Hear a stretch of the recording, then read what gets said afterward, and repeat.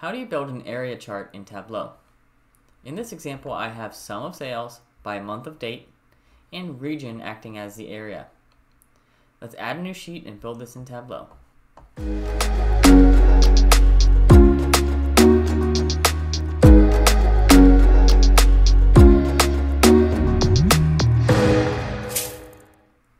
First, I need to take sum of sales and put it on rows. Next, I'm going to take the date field. I'm going to right-click date and drag it to columns. That gives me the option of what kind of date do I want. I'm going to choose month of date. Click OK. In order to split this line up, I need to drag region to color and to get a separate line for each region.